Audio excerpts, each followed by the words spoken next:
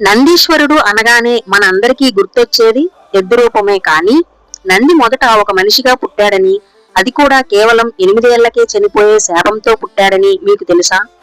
మనం శివాలయానికి వెళితే ముందుగా నందిని దర్శించుకుంటాం. నంది కొమ్ముల మధ్య నుండి శివలింగాన్ని చూస్తాం. మన కోరికలు ఆయన చెవిలో చెప్తాం. కానీ అసలు ఆ నంది ఎవరు? కేవలం ఒక ఎద్దు మాత్రమేనా? లేక సాక్షాత్తు ఆ పరమేశ్వరుడి స్వరూపమా? అసలు మృత్యువునే జయించి శివుడికి వాహనంగా నంది ఎలా మారాడు? ఈ రోజు మన వీడియోలో ఈ కథ గురించి తెలుసుకుందాం. పూర్వం శిలాదుడు అనే మహర్షి ఉండేవాడు. ఆయన పితృదేవతల కోరిక మేరకు సంతానం పొందాలని నిర్ణయించుకున్నాడు.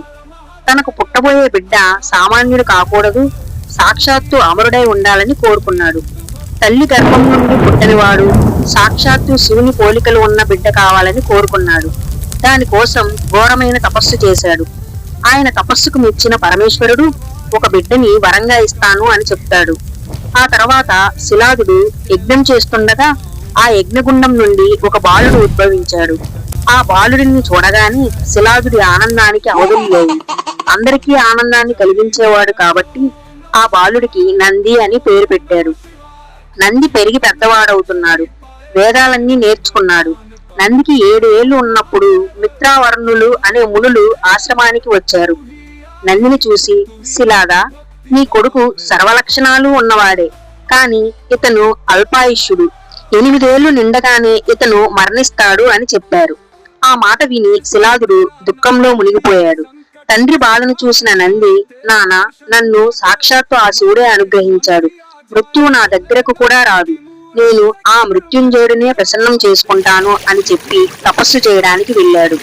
నంది నదిలో నిలబడి కఠినమైన రుద్ర ధ్యానం చేశాడు. ఆ భక్తికి, ఆ ఏకాగ్రతకి కైలాసమే కదిలింది. సాక్షాత్తు పార్వతీ సమేతుడై శివుడు ప్రత్యక్షమయ్యాడు.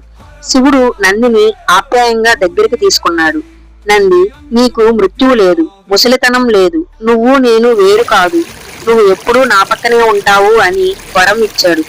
అంతేకాదు, శివుడు తన మెడలోని హారాన్ని తీసి నంది మెడలో వేసి సమస్త గణాలకు అధిపతిగా, అంటే గణాధ్యక్షుడిగా పట్టాభిషేకం చేశాడు.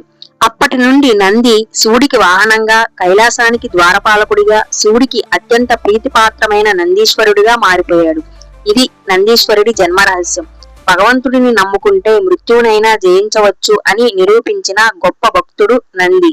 ఈ వీడియో మీకు నచ్చితే లైక్ చేయండి. ఇలాంటి మరిన్ని కథల కోసం మన ఛానల్ ని ఇప్పుడే సబ్స్క్రైబ్ చేసుకోండి. అలాగే ఓం నమః శివాయ అని కామెంట్ చేయండి.